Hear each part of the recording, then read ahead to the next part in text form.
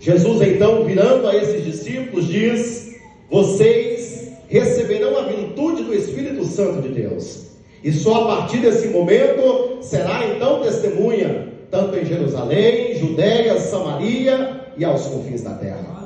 Mas então, no livro de Atos, no capítulo 2, a partir do versículo 1, perceba que esses discípulos então estão na consumação da terceira festa importante para os judeus, a festa de Pentecostes.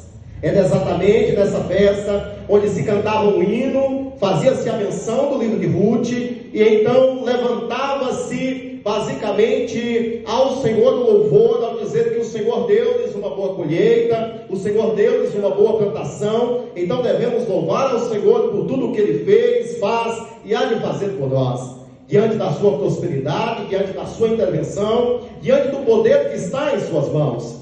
Mas parece que algo de diferente acontece. Devido à durabilidade da festa, alguns começam a sair diante das nações que ali estavam, mas 120 homens e mulheres que ali estavam, aguardando as palavras, aguardando então a promessa.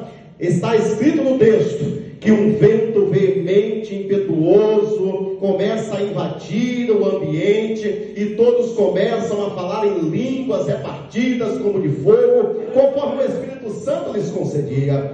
Então, a partir daquele momento, está cumprindo as próprias palavras ditas por Cristo Jesus, está cumprindo então o propósito de salvação dito pela própria boca de Cristo.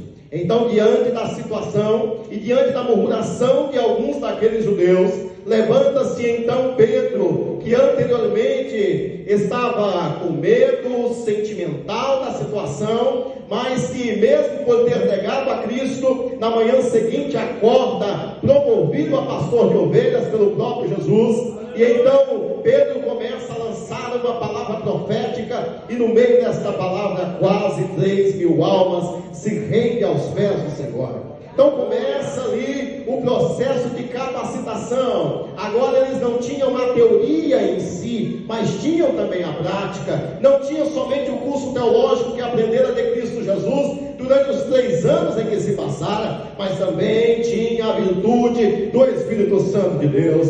Então começam esses discípulos a se dissiparem, começam a ganhar território. Então Filipe desce para Samaria, Pedro começa a pregar em Jerusalém, também junto com Tiago, também junto com João. João depois desce para Éfeso. Somente Filipe, que fica 3 anos em Samaria, ganha quase toda a Samaria para o reino de Cristo, e nós temos a consumação das palavras de Cristo Jesus. O Evangelho então será pregado em Jerusalém, a Judeia, a Samaria e aos confins da terra. A própria mensagem então ganha-se proporção. Pega-se Pedro e João, lança-se ao sinédrio, após serem açoitados, a partir do capítulo de número 5, 4 e 5 do livro de Atos dos Apóstolos, após serem açoitados, disseram: não vos convém falar em nome desse Cristo, não vos convém falar daquele de que foi sepultado, mas o seu corpo sumiu. Não lembra de que falamos, proibimos vocês de falar em nome de Jesus. Então Pedro novamente toma o decurso da história e diz: como podemos deixar de falar de tudo quanto vimos e ouvimos, de tudo quanto testificamos? Por acaso deixamos então de falar acerca desse Jesus? E ele finaliza o pacote dizendo: mais importa obedecer a Deus do que aos homens, mais importa servir as palavras do próprio Deus do que as palavras de homens. Então Pedro começa a escrever esta